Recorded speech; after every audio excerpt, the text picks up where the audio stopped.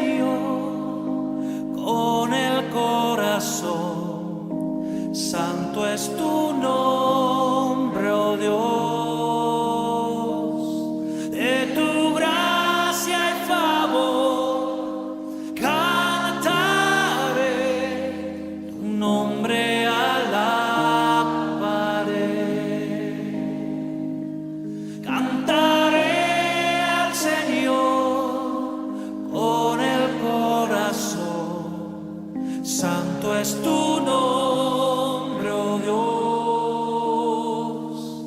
De tu gracia y favor cantaré, tu nombre alabaré.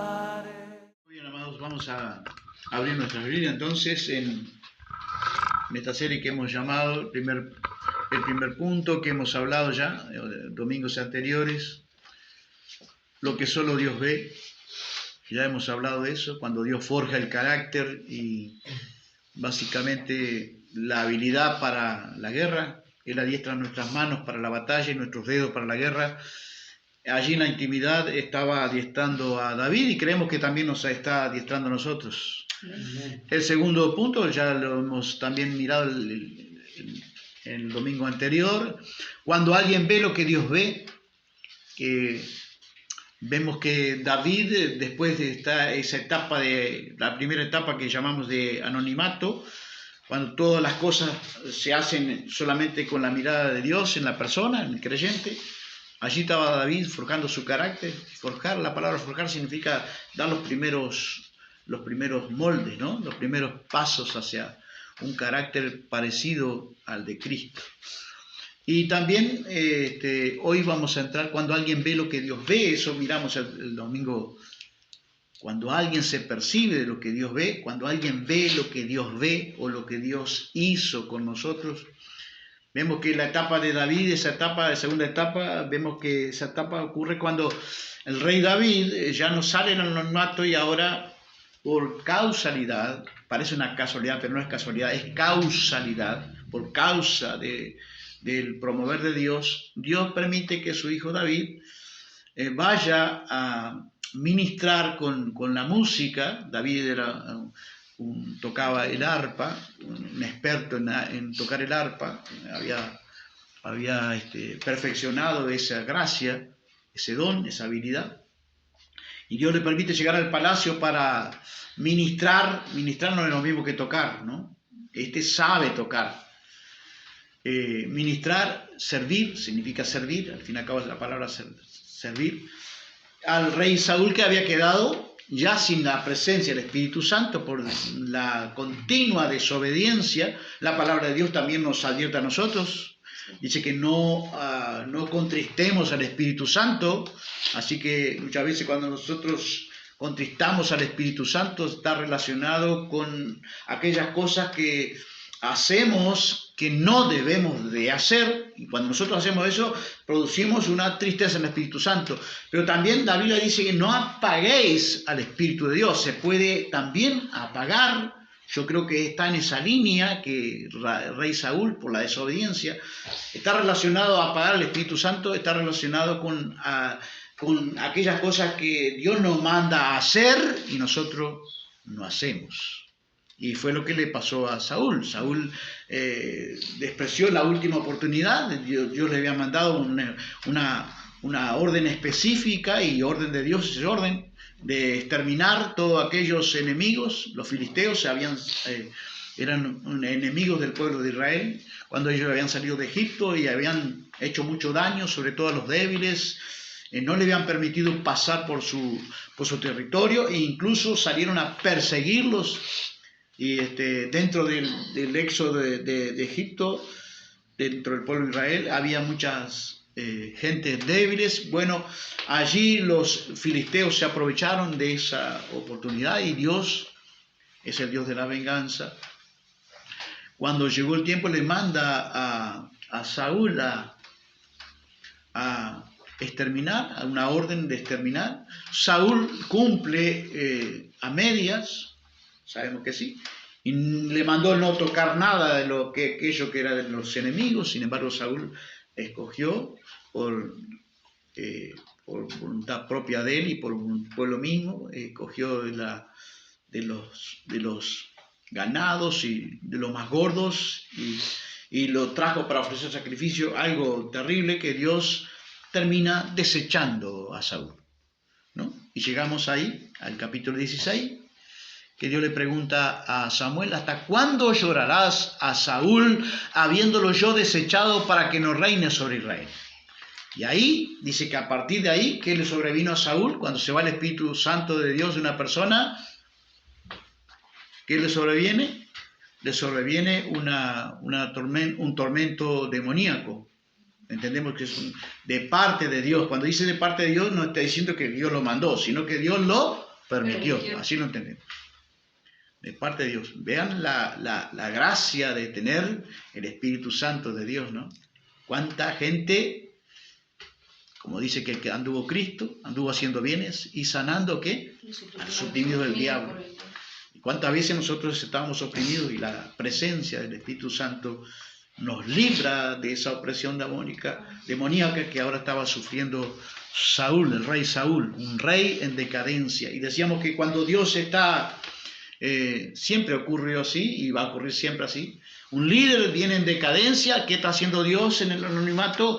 Viene preparando otro líder en ascendiente. Lo va promoviendo por etapas. Primero en el anonimato. Segundo lugar, le permite llegar al palacio a David, a ministrar con la música. Dice que cuando David sabía tocar, dice que dentro del palacio un criado siempre estaba mirando a David. Parecía que nadie lo veía a David, pero un criado dice: yo conozco a alguien que dice que sabe tocar, que es valiente, que es vigoroso y que de otras condiciones, que es hermoso.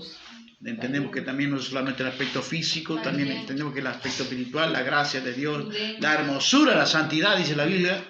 Entendemos que era la gracia y la santidad también. Y dice que viene allí a ese palacio y le ministra con la música. Cuando David ministraba, no es lo mismo que tocar, David ministraba, como Samuel cuando era niño, ministraba en las cosas del templo, servía a Dios, eso quiere decir la palabra ministrar. Cuando David ministraba con el arpa, dice que el espíritu, Saúl tenía alivio. Así que Dios está en la alabanza de su pueblo. Amén. Dios habita en medio de la alabanza de su pueblo. Eso es lo que hace la bendición de la música, de los ministros de alabanza. Yo les llamo ministros de alabanza. No, hay gente que toca, hay gente que ministra en la alabanza. David era uno de ellos.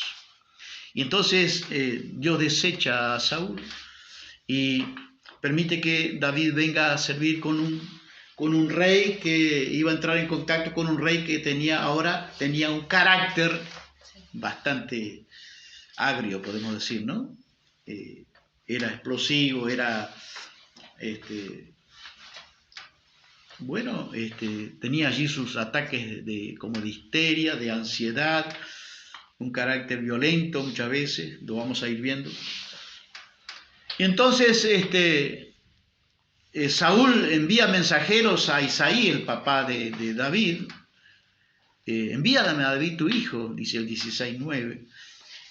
Y entonces vemos el segundo punto que pasamos el domingo pasado, cuando alguien ve lo que Dios ve. Y un criado vio todas esas condiciones que nadie las veía. Solamente las sabía Dios y David, que Dios estaba trabajando en el corazón, en el carácter, en la guerra, adiestrándolo su mano para la guerra. Para entrar al tercer punto, ¿cuál es? La manifestación pública. La tercera etapa, el anonimato primero. La segunda etapa es la etapa donde llega al palacio David, alguien se percibe de lo que Dios está haciendo. Y la tercera etapa que vamos a hacer énfasis hoy, se trata justamente de la manifestación pública de lo que Dios hizo. Es cuando se hace público lo que Dios hizo. ¿Amén? La tercera etapa. Cuando todos ven, eso se llama así el mensaje de hoy, cuando todos ven lo que Dios ve o hizo. Que Dios nos ayude, hermanos. Amén.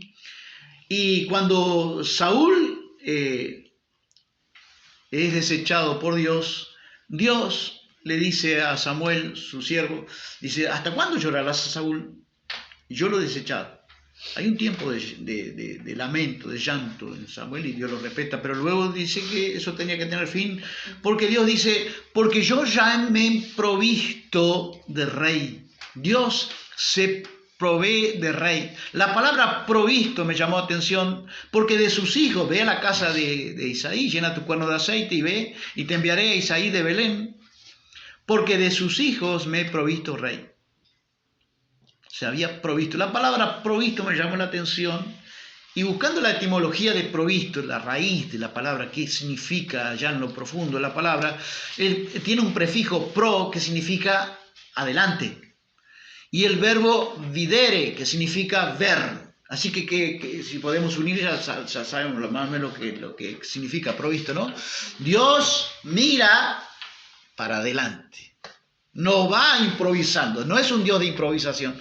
No necesita nuestras manos en su obra para decir, bueno, si Dios no está levantando hombres, como yo he escuchado, si los hombres no están abiertos para servir en la obra, ¿qué vamos a hacer? Vamos a levantar las damas. No. Tenemos que respetar el tiempo de Dios. Dios está con su obra totalmente bajo su supervisión. Nada escapa de su control y su supervisión. Dios está haciendo las cosas como Él las quiere hacer. Y entonces Dios dice, me he provisto de rey. En otras palabras también significa más videre significa preparar o suministrar. ¿Qué estaba haciendo Dios con David? Prepara. Cuando Jesús dice, rogad al Padre para que envíe obreros a su mies, yo entiendo también que Dios está mandándonos a enviar que Él vaya preparando. ¿Usted cree que no hay gente que está preparada en incógnito, que va a salir a luz? Yo creo que sí. Los obreros de la 11ª hora eran gente que nadie los conocía, pero salieron a la última hora, el Señor los salió a contratar. Y dice que la Biblia también, Romanos 9, decíamos que cuando comenzamos esta serie, decíamos que en Romanos 9 dice que hay vasijas que son para uso especiales y que vasijas que son para uso comunes. Creemos que nos podemos identificar con estas vasijas de uso especial. Amén. Amén. Entonces, allí podemos ver ahora las particularidades de un rey guerrero. David ahora, por el padre, después que toca para el tormento de Saúl, toca el arpa y Saúl tenía alivio, le manda. Parece que David vuelve a cuidar de las ovejas. Un rey, pastor. Y ya estaba ungido por el profeta, pero vuelve a cuidar las ovejas. Y entonces Saúl dice, envíame a David, porque le empezó a amar mucho y le amaba mucho y lo solicita para el palacio. Y entonces, pero en ese interín, David está sirviendo de vuelta pastoreando las pocas ovejas de su papá. Y dice que los hermanos habían ido con Saúl. La historia de Saúl sigue. Dios no lo quita enseguida del reinado. Deja que Saúl siga en el reinado, pero ya está desechado por Dios. Nosotros sabemos por la Biblia, la palabra de Dios. Y entonces Saúl sigue actuando como rey. Y dice que se enfrenta en batalla con el pueblo enemigo de Israel, el pueblo de los filisteos, otra vez en batalla. Y el papá de Isaí, el papá de David, Isaí, tenía otros hijos, ¿no? Recordemos que David era el último de los hijos, el menor de 8 hijos. Y entonces los hermanos mayores estaban en la guerra y el papá de Isaí, el papá de David, manda a David a saber de sus hermanos con algunas cuestiones allí. Y entonces David va, parece que por casualidad, parece que por una... Pero ¿qué estaba haciendo Dios? Promoviendo a su hijo. Llegó la hora de promover a su hijo, del anonimato, de cuando alguien ya se percibe lo que Dios estaba haciendo. Ahora llegó la hora de la manifestación pública de su hijo. Y entonces llega al capítulo 17, llegamos al capítulo 17 donde tenemos que David mata a Goliat, que era un gigante de aquel entonces, una mole humana podemos decir, ¿no? Y entonces Pero qué importante, hermanos, para partir es recordar que David, por ejemplo, tenía, antes de irse, la responsabilidad de David. Dios promueve: mis ojos pondré sobre los fieles de la tierra. Y fiel es una persona que Dios puede confiar. David era confiable para Dios, porque tenía pocas ovejas y el padre lo manda para allá, para donde estaban sus hermanos en el frente de batalla con Saúl. Y antes de ir, dice, la Biblia se encarga de registrar que antes de ir, David era fiel en lo poco, dice 17:20, dejó las ovejas que él cuidaba a cargo de un guarda. Dios no promueve a cualquiera. Cuando Dios promueve a sus hijos, las promociones son para los hijos que son fieles. Amén. Él dice, bueno, me voy para una aventura, que mi papá me voy al frente de batalla, podía haber dejado las ovejas, que Dios las cuide. No, él se encargó de que alguien cuidara las ovejas de él. Y no eran suyas. El que es fiel en lo poco, en lo mucho te pondré. La promoción de Dios es para los que son fieles. David era una de las características que tenía. Podemos mirar la característica de David en el capítulo 17, algunas de ellas. Vamos a leer algunas cuestiones allí. Capítulo 17 de Primera de Samuel. Vamos a leer alguna cuestión allí. Los filisteos juntaron sus ejércitos para la guerra y se congregaron en Soco, que es de Judá, y acamparon entre Soco y Aseca en Efes Damim.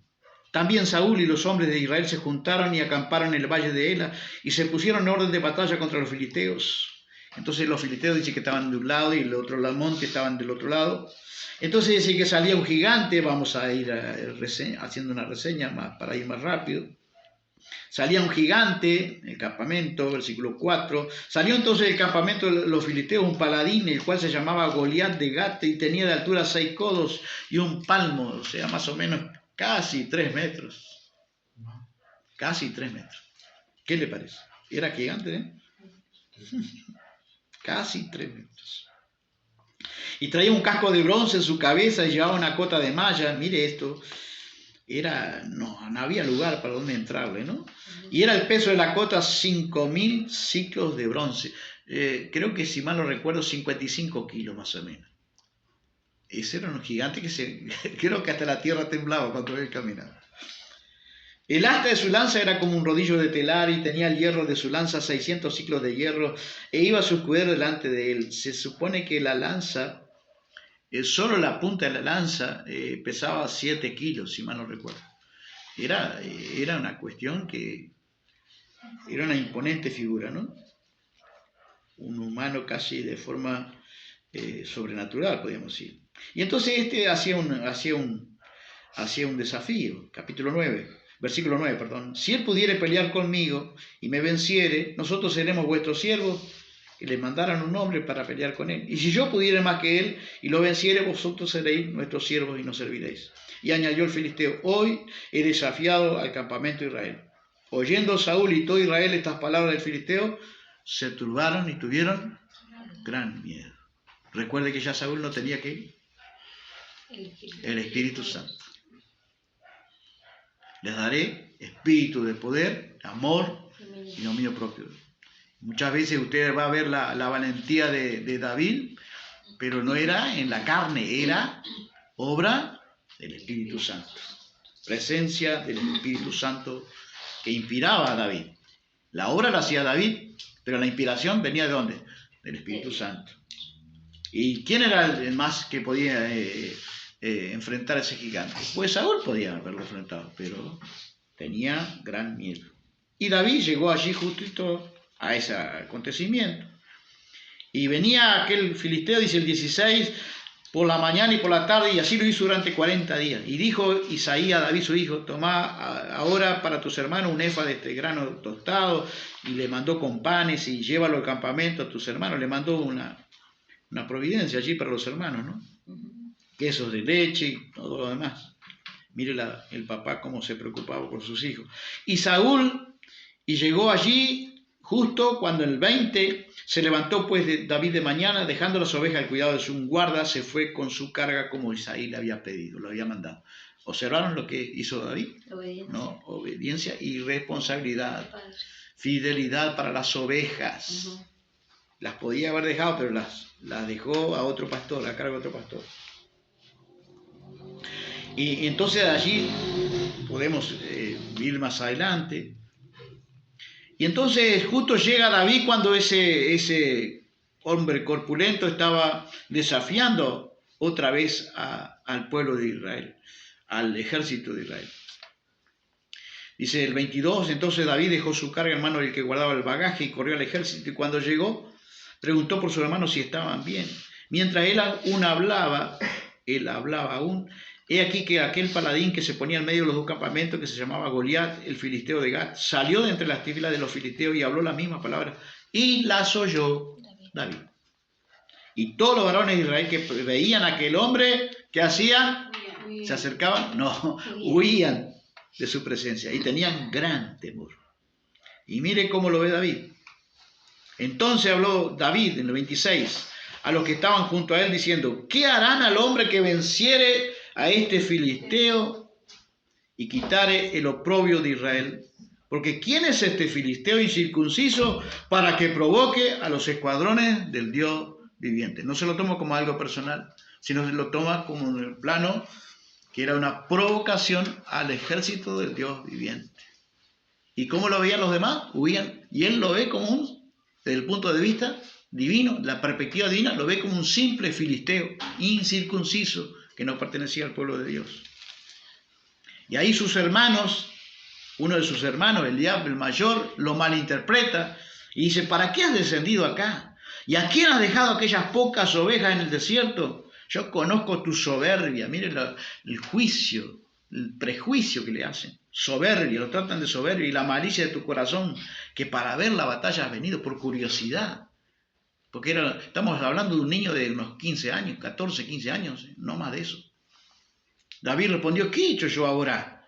¿No es esto mero hablar? Y apartándose él hacia otro. Entonces David empieza a decir que él va a enfrentar a ese gigante. Y en el 33 leemos, dijo Saúl a David, no podrás tú ir contra aquel filisteo para pelear por él, porque tú eres muchacho y él un hombre de guerra desde su juventud. No podrás. ¿No? Y ahí, ¿qué dice David? Tu siervo era pastor de ovejas. Tu siervo. La primera característica, hermanos, que podemos ver ahí de un rey guerrero, la primera característica de un rey guerrero, la Biblia dice que Cristo ha hecho sacerdotes y reyes para Dios. La primera característica, la primera manifestación pública de un rey guerrero, preparado en el anonimato, traído al palacio por alguien que lo vio, para que muchos vieran lo que Dios hizo, ahora está en ese punto. Y una de las particularidades que vemos, en primer lugar, tiene corazón de siervo. Un rey que Dios ministra en su corazón, tiene corazón de siervo, siempre. Amén. Amén. Amén. No se le va de su corazón el deseo de servir a Dios. Corazón de siervo es servir. ¿Quién tenía corazón de siervo? Por eso decimos que David es un tipo de Cristo. ¿Por qué es un tipo de Cristo? Lo vamos a ver después. Tipo quiere decir que hace referencia a mucha similitud con la encarnación que siglos más adelante haría la persona de Jesucristo. Jesucristo era, yo no vine para ser servido, yo vine para servir. Bueno, David se encaminaba en ese estándar, ¿no? Tenía corazón de siervo. No desmaye, dijo David a Saúl, 17:32, no desmaye el corazón de ninguna causa de él. Tu siervo irá y peleará contra este filisteo. Cero de altivez, cero de orgullo, ¿no? Tu siervo irá. Y entonces Saúl dijo a David que la segunda particularidad, un corazón de un rey guerrero. tiene corazón de siervo. La segunda particularidad que podemos notar, hermanos, está ahí. Saúl dice, no podrás tú. Qué aliento, ¿no? Qué aliento, ¿no? Alguien que se anima a enfrentar al gigante y el rey Saúl, en vez de animarlo, dice, bueno, si tú te animas, vamos a, qué sé yo, vamos a encomendarte en las manos de Jehová. Pero sin embargo le dice, no podrás tú. La segunda característica de un rey guerrero, para que nosotros podamos aplicarlo en nuestra vida, vence las barreras del no poder. No podrás. Amén. La opinión de los demás. Cuando alguien diga no puedo, usted tiene que creer en el potencial que tiene Dios en su vida, lo que Dios le ha venido ministrando. Pasó la barrera del no podrás, porque dijo Saúl, no podrás ir contra aquel filisteo para pelear con él. Mira la razón por qué dice que no iba a poder. Porque tú eres muchacho y él un hombre. Dice que Goliat para Saúl representaba un hombre de guerra desde su juventud. ¿Qué había dicho el criado para Saúl? Que David era un hombre de guerra. Saúl ya tenía el corazón al revés, no había prestado atención cuando el criado dijo, conozco a alguien que sabe tocar, es un hombre, un varón de guerra. Pero Saúl no había prestado atención y ahora veía a Goliat como un hombre de guerra, desde su juventud, desde niño, adiestrado. ¿Y cómo le diríamos hoy a Saúl? ¿Cómo le diríamos hoy? Bueno, rey Saúl, no es cuestión de cuánto hace que entrenas, no es cuestión de desde cuándo entrenas, sino cuestión de que quién te entrena. A Goliat lo entrenaba ¿quién? Al fin y al cabo, el diablo. Y a Dios, Saúl ignoraba que a David lo entrenaba Dios. Es cuestión del personal trainer que tengas. Amén, hermanos. Que Dios nos ayude. No podrás tú, Saúl, no se trata de cuánto y de cuándo entrenas, sino de quién te es tu entrenador. En este caso era Dios y Saúl lo ignoraba. Que Dios nos ayude. La tercera característica que podemos ver, tenía a David un espíritu de guerrero vencedor. No era que voy a pelear a ver si puedo. No. Como a veces nosotros enfrentamos las dificultades, los apremios y las adversidades. Voy a ver si puedo, estoy intentando, estoy probando a ver qué pasa. No, voy a ver qué pasa. Mire qué es. No, David dice, yo iré y le venceré. ¿Ve alguna duda? No, ninguna. Tal vez había alguna duda, para mí que había alguna duda, pero él no la manifestaba con la boca. No la manifestaba, no le impedía salir. ¿La Biblia dice que somos más que vencedores o no? Amén. Significa imposible que seamos derrotados. Ese espíritu de guerrero estaba en el rey guerrero David. Si Dios con nosotros, dice la Biblia, ¿quién contra nosotros?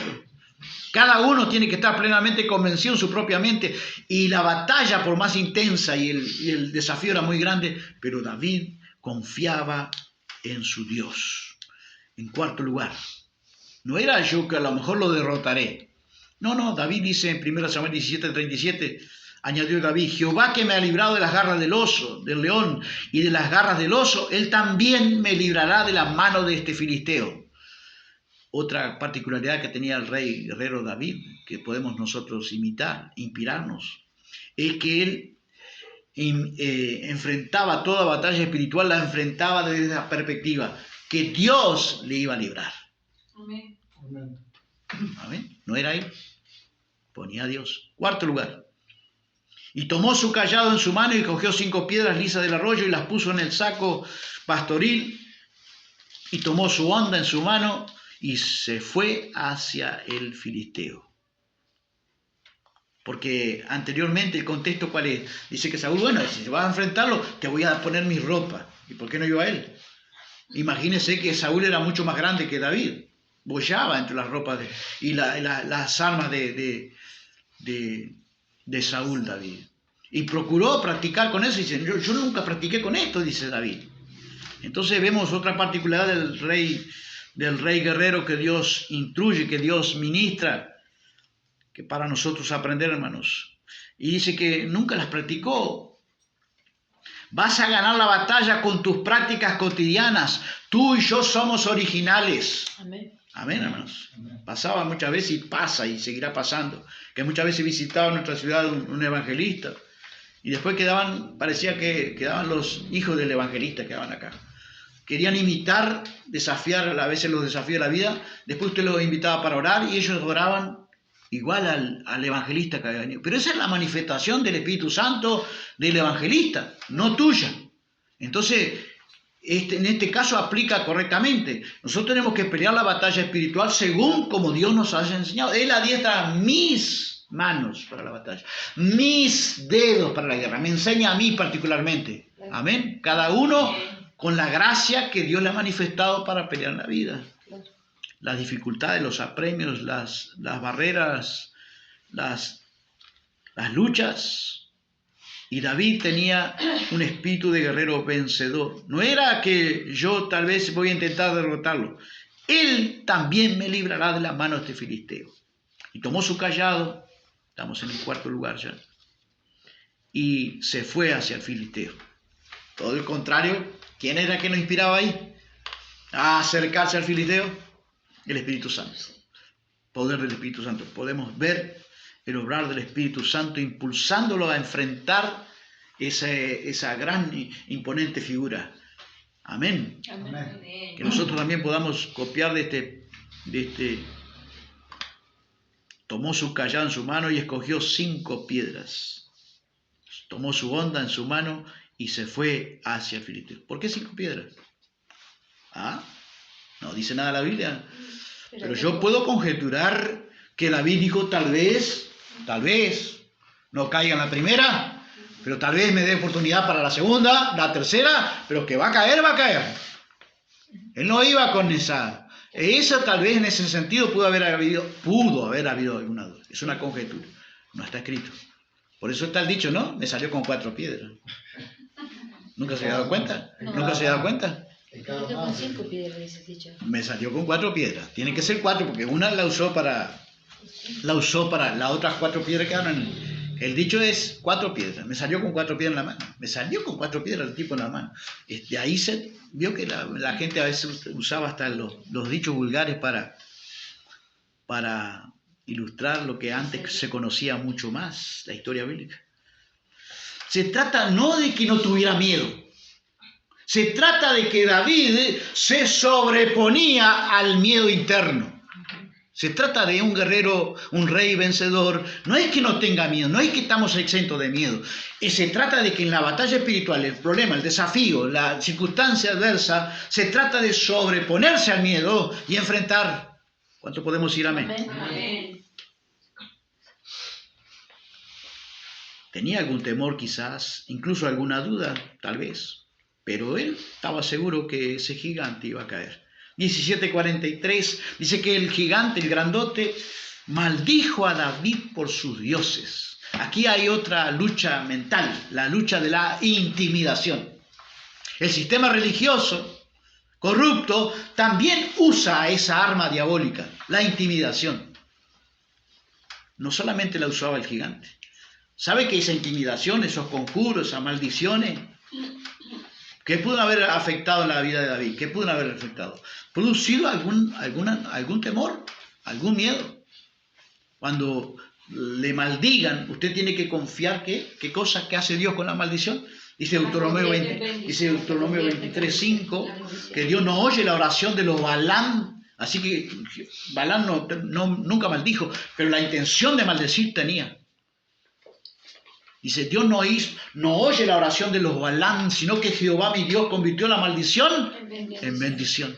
Pero cuánta gente que se ha quedado intimada por la intimación de la brujería, que incluso hay practicada por muchos siervos de Dios.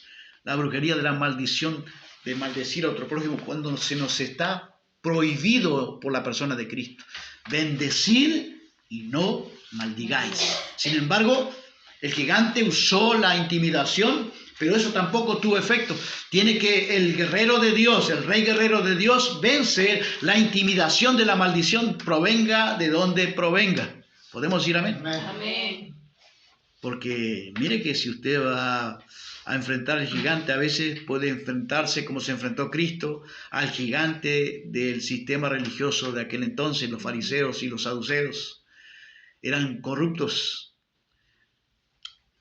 Y hay que saber eso y saber que un rey guerrero en ascenso espiritual va a ser maldecido muchas veces por el sistema religioso. El líder corrupto, el líder que está en descenso espiritual, el líder que está en decadencia, muchas veces va a usar esa arma diabólica.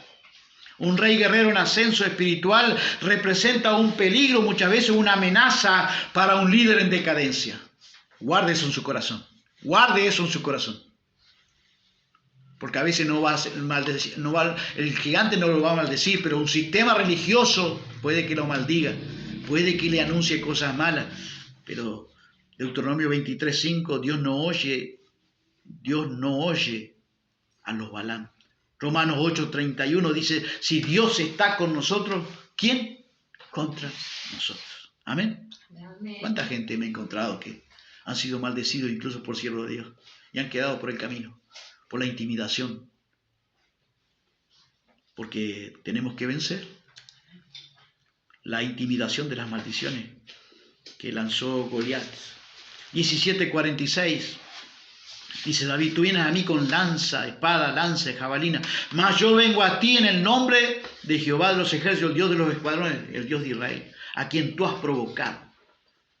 No tomaba la batalla a nivel personal, la tomaba de la perspectiva divina. ¿A quién había provocado Goliat? No era a David, había provocado al fin y al cabo a Dios mismo. Y hoy, dice, Jehová te entregará hoy en mi mano y yo te venceré y te cortaré la cabeza y toda la tierra sabrá que hay Dios en Israel, para la honra de Dios.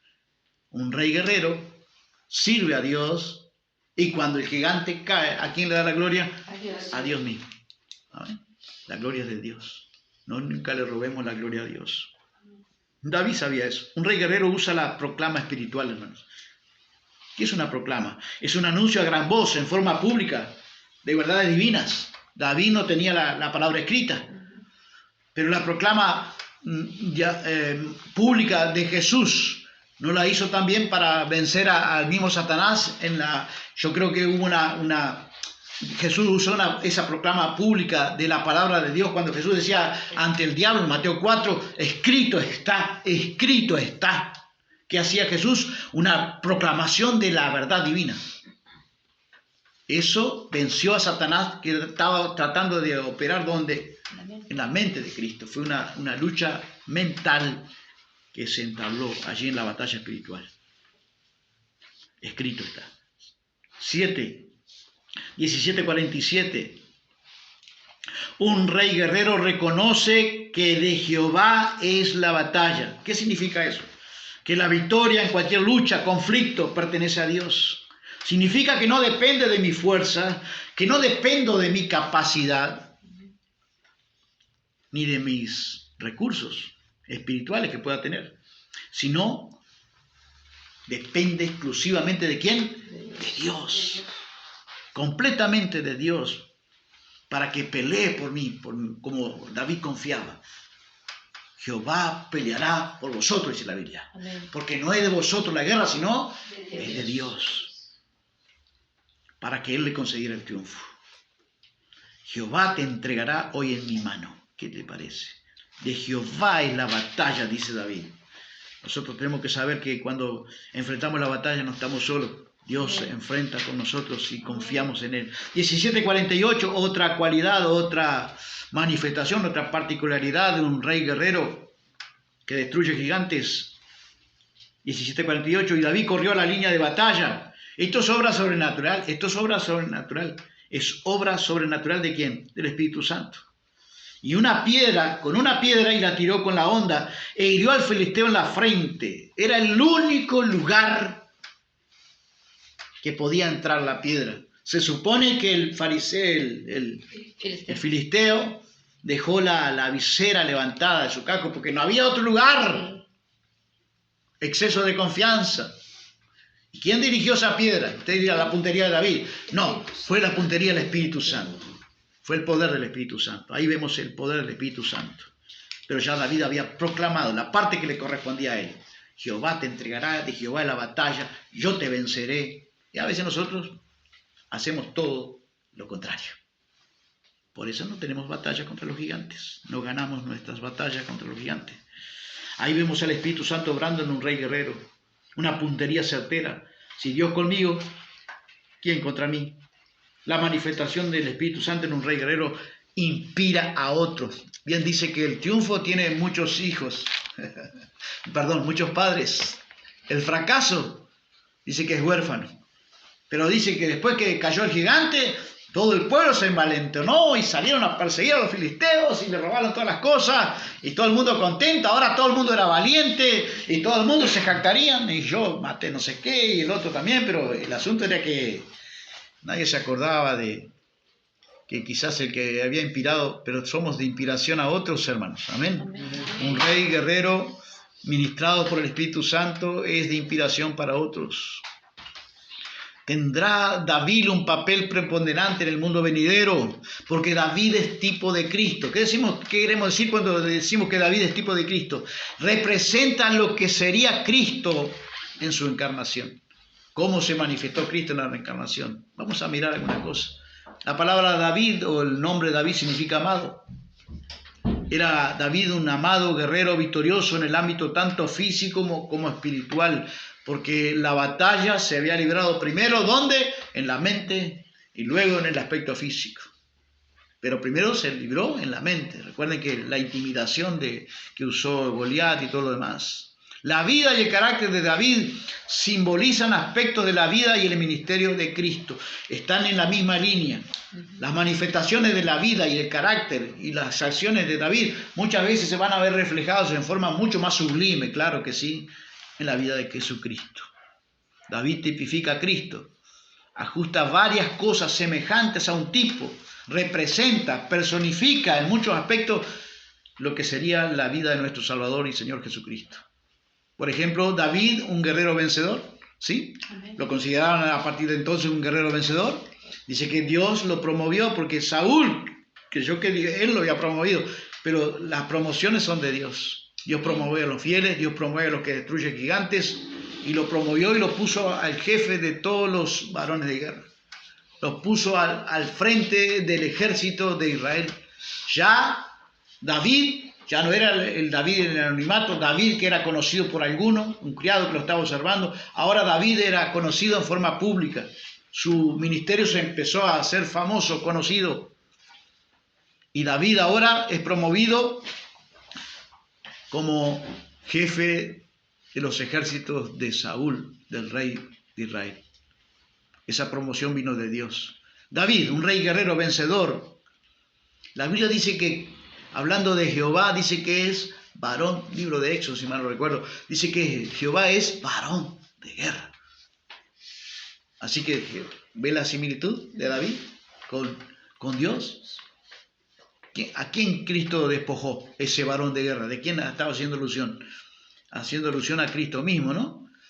Despojó los principados de las potestades. ¿Qué más hizo Cristo? Ese varón de guerra precioso que nos fue dado por el Padre. También dice que destruyó con su muerte al que tenía el imperio de la muerte, esto es el diablo. Vamos a mirar el tipo de Cristo, similitudes de David con Cristo.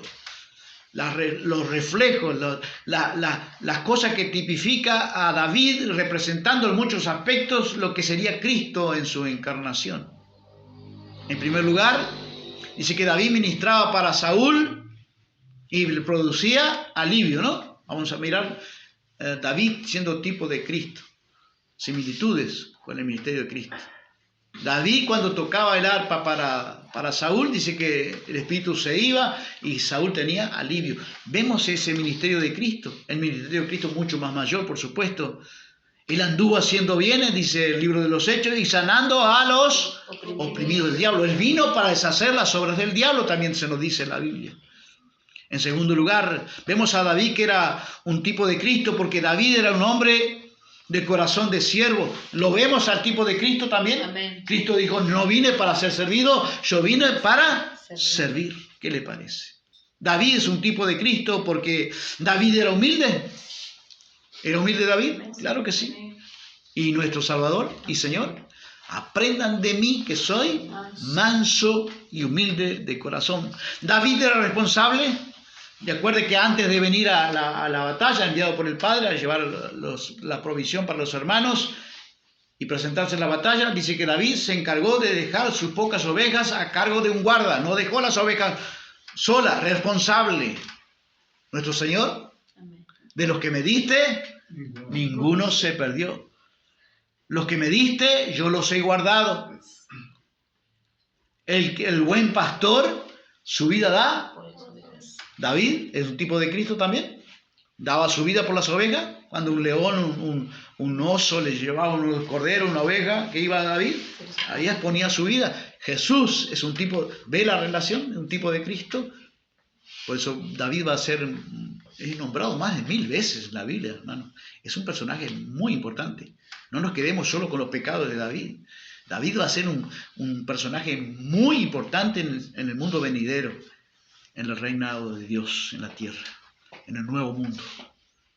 David era humilde, el Señor también. David era responsable, el Señor también. David venció todo temor, ¿sí? Cristo también. Cristo dice, os enseñaré a quién deben temer. O sea que él ya había derrotado todos los otros temores. David es un tipo de Cristo. David venció las maldiciones, esa intimidación que producen las maldiciones. Recuerde que el gigante lo maldijo por sus dioses. Las maldiciones de Goliat a David. Pero Cristo, al que no conoció por nosotros, al que no conoció pecado, por nosotros le hizo pecado. Al cargar nuestros pecados, dice que Cristo, al ser nuestro sustituto, se transformó ¿en qué? En maldición, para que le dásemos bendición. Porque la ley decía, maldito todo aquel que es colgado en un madero. Destruyó Jesús con su muerte al que tenía el imperio, la muerte es el diablo, toda maldición. Jesús venció también, así como David es un tipo de Cristo. David usó la proclama de una verdad, ¿sí? Jehová te entregará hoy en mi mano y yo te venceré. ¿Y Cristo usaba la proclama de la verdad también? La palabra de Dios, ¿la podemos usar nosotros? Escrito está, ¿no decía el Señor? Escrito está. Cuando tengamos esa lucha espiritual, lucha espiritual, ¿qué podemos decir? Escrito está, proclama espiritual. En alta voz.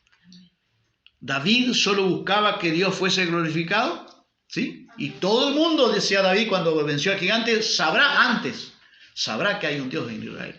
Y Cristo, en esto es glorificado mi Padre. Buscaba que el Padre se llevara la mejor de las glorias, podemos decir, en que produzcáis, aunque llevéis mucho fruto. David corrió la línea de batalla, ¿sí? Algo sobrenatural. Los otros todos se alejaban de la línea de batalla. David corre a la línea de batalla. Jesús es un guerrero, es un varón de guerra vencedor, ¿sí? Corrió a la línea de batalla, ¿en qué sentido? Descendió de los cielos, dice la Biblia. Cristo, San Juan 3:13, dice, nadie subió al cielo, sino el que descendió del cielo. Se acercó a la línea de batalla. La batalla estaba acá en la tierra, vino a dar su vida en rescate por nosotros, muchos pecadores. Que Dios nos bendiga y nos ayude a retribuir su amor. David mató al Goliat.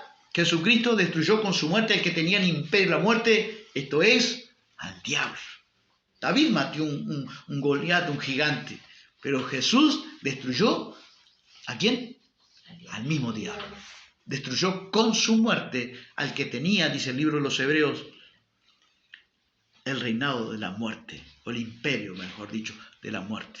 Destruyó con su muerte al que tenía el imperio de la muerte. Jesucristo, además, la Biblia dice que David mató al Goliat, es tipo de Cristo, pero Cristo despojó a los principados y las potestades, triunfando sobre ellos en la cruz, dice Colosenses 2:15. ¿Sabe? El nombre Goliat significa exilio, cautiverio, pero también Goliat significa hombre león. También dicen algunos que significa hombre león. ¿Y a qué puede representar ese hombre león? Tal vez tengamos un Goliat para destruir, que puede ser nuestra naturaleza pecaminosa. Destruyamos a los Goliat que pueda haber en nuestro interior, ese hombre león. Y yo creo que en este tiempo, hermanos, para ir cerrando esto, la batalla espiritual se va a intensificar. Hay una intensificación de parte de Dios en la preparación de nosotros en nuestra mente. La batalla se ha intensificado mucho en la mente del creyente, muchísimo. Allí está la batalla, no está la guerra afuera. Alguna vez escuché a un par de locos esto que le decían para el que era mi pastor: nosotros estamos enfrentando grandes batallas espirituales en los montes. Dice, ah, sí, y mi pastor le preguntaba, dice, ¿te das cuenta de lo que están haciendo? Dice, sí, nosotros vamos al monte y invocamos los demonios, y cuando los demonios vienen nosotros tenemos grandes batallas. Mi Dios, esa gente debe haber quedado loca o de todos poseídos. Pero esa batalla espiritual no es bíblica. La batalla espiritual está en nuestra mente. La verdadera batalla espiritual está en nuestra mente. Podemos derribar esos Goliat, hermanos. Amén. Se ha intensificado la batalla y se va a intensificar más esa guerra espiritual. Esa es la verdadera guerra espiritual. Está en la mente del creyente. Y a través del Espíritu Santo yo lo veo así, hermano. Dios está entrenando a reyes y sacerdotes para el mundo venidero. Amén. Podemos aprender mucho de David, porque claro que aprendemos de nuestro Salvador y Señor, ponemos los ojos en Jesús, consumador y autor de la fe, pero David podemos verlo como un plano más humano, ¿no? Y esa intensificación de una batalla espiritual es una batalla espiritual que se ha intensificado porque no luchamos contra carne y sangre, dice Pablo, sino contra principados, potestades, gobernadores y huestes de maldad en las regiones celestes. Y entonces, Pablo, por ejemplo, la palabra de Dios dice en Apocalipsis 1:6, y nos hizo reyes y sacerdotes para Dios su Padre. Apocalipsis 5:10, y los ha hecho un reino y sacerdote para nuestro Dios. Apocalipsis 26, bienaventurado y santo es el que tiene parte en la primera resurrección, la muerte segunda no tiene poder sobre estos, sino que serán sacerdotes de Dios y de Cristo y reinarán con él por 1000 años. Segunda Timoteo 2:11, esto es muy cierto, dice esta versión, si hemos muerto con él, también viviremos con él. Segunda Timoteo 2:12, si sufrimos, también reinaremos con él. Amén. Amén. Hay que, según Pablo en su carta, dice que los que sufren reinarán con Cristo. Amén. Se nos ha permitido no solamente disfrutar de las bendiciones, también sufrir por causa del reino de Dios en nuestra vida. Si sufrimos, también reinaremos con Él. Así que Dios está preparando. Y luego, si Dios nos permite, el próximo domingo, vamos a ver esos casi 20 años para adelante que David sufrió lo indescriptible, una persecución de todo tipo, de todos problemas y circunstancias adversas, que creo que para nosotros va a ser un beneficio muy importante para aprender que antes de llegar al trono del reinado, David sufrió casi durante 20 años. Y hay un montón de experiencias que nosotros podemos edificarnos allí, si Dios nos permite, el próximo domingo, que quizás le titulemos de rey a rey. 20 años para llegar más o menos al trono. Hay mucha cosa, mucha tela para cortar allí, muchas cosas para aprender, si Dios nos permite. Amerita aprender muchas cosas más de David y del rey Saúl.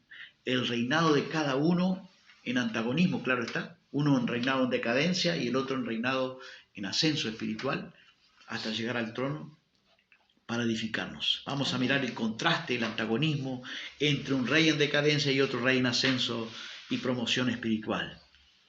Porque alguien dijo, llegar a la cima, ¿por qué tanta? ¿Por qué podemos decir, bueno, ya estaba preparado David, tal vez en la habilidad, en la guerra, ¿no? Sus dedos para la batalla, lo pone Dios al frente del ejército, o sea que como que fue aprobado en esa parte, ¿no? Pero ¿qué otra parte le faltaba a David posiblemente? Su carácter. Yo pienso que en esos 20 años Dios trabajó el carácter de un rey. Estamos siendo entrenados por Dios, esa es mi visión, hermanos, por la Biblia, para gobernar y reinar con Cristo, porque seremos, no todos, yo pienso que no todos los creyentes, sino que los que sufren, si sufrimos con Cristo, dice, reinaremos con Él. Para el día de mañana, dice que cuando el mundo venidero, nosotros si somos entrenados por Dios, vamos a gobernar y reinar conjuntamente con Cristo en su reinado de 1000 años, en un mundo venidero. Amén. Un mundo perfecto, un mundo de paz, un mundo donde no existe nada imperfecto. El mundo perfecto de nuestro Dios. ¿Está entrenándonos Dios? Amén. ¿Podemos decir amén? Pidamos a Dios la bendición para poder seguir aprendiendo el próximo domingo si Él nos permite. Señor, te damos gracias por tu palabra, por tu Espíritu Santo, por cada cuestión, cada enseñanza, por cada lección, por cada ilustración que tu palabra nos dejaste allí registrada para que nosotros pudiésemos aprender. Alumbra nuestro entendimiento para guardarla en nuestro corazón ahora, como María dice que escuchaba al Salvador y guardaba todas las cosas en su corazón. Guarda nuestras enseñanzas en el corazón para que podamos aplicarla el día de mañana en esta batalla espiritual que se ha intensificado, y creo yo que se intensificará mucho más. Pero Dios, gracias porque podemos considerar que nos puedes tener en consideración para hacer el día de mañana gobernar y reinar conjuntamente con Cristo. Nos estás entrenando para algo espiritual más grande, Señor, para ayudar a otras almas y ayudar a otras personas que van a necesitar, Dios mío, de tu entrenamiento en nuestras vidas. Ayúdanos, Padre, a ilustrar, Señor, lo que nos enseñas y ponerlo por obra y por práctica. Porque no seamos solamente oidores de la palabra, sino hacedores de ella, dice tu palabra. Nos demanda ser hacedores de ella. Ayúdanos a ser como Cristo, Señor. Oh, ese David, Señor, tipo de Cristo, nuestro Salvador y Señor, ese varón de guerra, Jesucristo, el cual venció a Satanás, aplastó la cabeza a la serpiente, Señor. Gracias por nuestra salvación tan grande que tú nos has dado en Cristo. Pedimos extensiva tu misericordia sobre aquellas vidas, Señor, que están en situaciones, Dios mío, donde están no entendiendo lo que tú estás entrenando en sus vidas. Ayúdalas a despertar espiritualmente hablando, Señor, y traer entendimiento sobre cada una de nuestras vidas para que podamos apreciar y de alguna manera, Dios mío, de alguna manera producir mejor fruto para el reino tuyo, Señor, y extensión de tu obra. Te lo pedimos en Jesús y oramos como siempre para aquella persona que está con enfermedad, con alguna dolencia. En el nombre de Jesús sea reprendido toda dolencia y toda enfermedad que salga de su cuerpo para gloria de tu palabra, pues tu palabra dice que tú seguías las señales de tu divina iglesia primitiva, seguías confirmando la palabra con las señales que la seguían. Puedes confirmar por misericordia y gracia, Señor, con señales en el cuerpo de aquella persona que tiene fe y puede depositar fe en Jesús como Salvador, pero también como sanador en esta noche, para gloria y honra del bendito nombre de Jesús el Señor. Te pedimos en Cristo y en Cristo te damos las gracias. Decimos como siempre, hermanos, que las gracias de nuestro Señor Jesucristo, el amor del Padre y la comunión del Espíritu Santo sea con todos nosotros y nuestros amigos. En el nombre de Jesús. Amén. Amén y amén. Que Dios le bendiga. Muchas gracias.